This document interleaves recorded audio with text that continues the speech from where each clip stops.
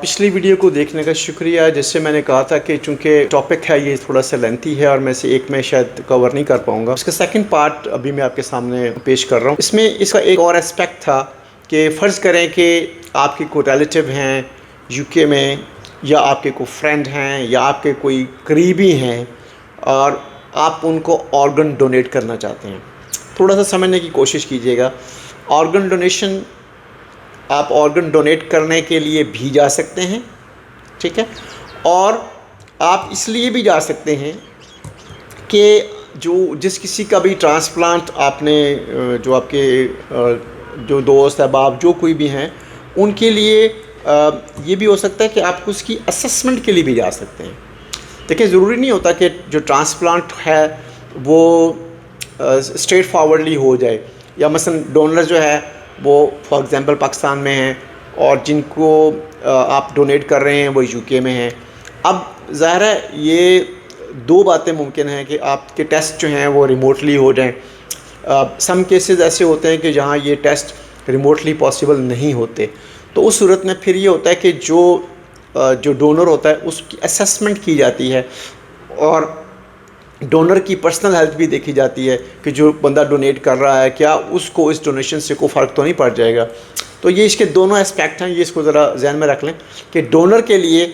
अगर कोई donation organ donate करने के लिए जाना चाहते हैं वहाँ पर, तो उसके लिए जो कंडीशंस हैं वो मैं आपको बता देता हूँ कि एक तो ये कि आपको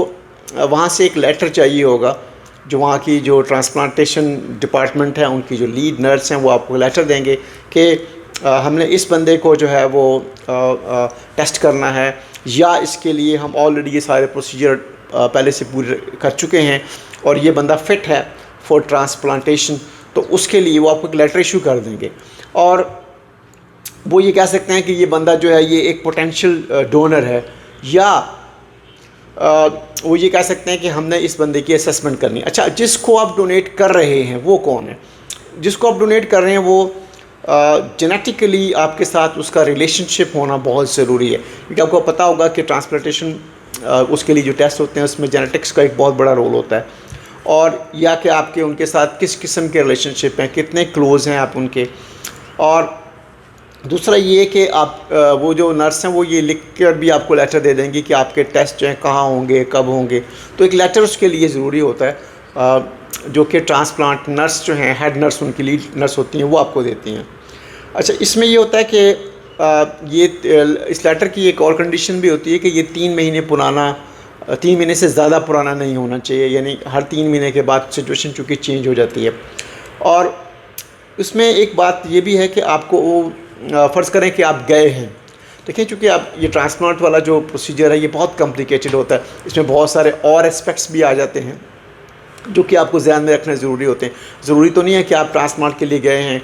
तो सेम डे आपका ट्रांसप्लांट हो जाता है और आप फ़ौरन वापस भी आ सकते हैं। शायद ऐसा ना हो सकता है जिस पेशेंट के साथ आपका ट्रांसप्लांट हो रहा है उसमें कोई मेडिकल कंडीशन डेवलप हो जाती है। तो ये ड्यूरेशन जो है आपका, वैसे यूजुअली तो ये वीज़ा 6 मंथ्स का होता है, लेकिन इस कंडीशन में इस वीज़े की ख़ास बात बता रहा हूँ आपको मैं कि ये ड्यूरेशन जो है वो एक्सटेंड भी हो सकता है। यूजुअली अगर आपको विजिटर वीज़ा पे जाते हैं और उसको एक्सटेंड कराते हैं तो वो कोई अच्छा साइन नहीं होता है, लेकिन ये मेडिकल वीज़ा ऐसा होता है कि अगर आपने मेडिकल वीज़े पे आप गए हैं, वहाँ पर किसी वजह से जो ट्रीटमेंट है उसमें कोई इशू आ रहा है, या आपके जिस डोनर के साथ आपका ट्रांसप्लांट हुआ है वहाँ कोई इशू आ रहा है, तो वो डॉक्टर्स की बेसिकली जो टीम है वो फैसला करेगी कि आया आपको वापस आना है या वहाँ पर आपको मज़ीद रहना है। ये दोनों सूरतों में जो डॉक्टर का डिसीजन होगा वही इम्पॉर्टेंट होगा, और इस वीज़े को जितनी बार मर्ज़ी चाहें वो एक्सटेंड कराया जा सकता है, क्योंकि उसकी कंडीशन जो है जैसे मैंने पहले कहा, क्योंकि आप इस केस में जो है वो एक डोनर हैं और ज़्यादा ट्रांसप्लांटेशन का जो प्रोसीजर है सारा का सारा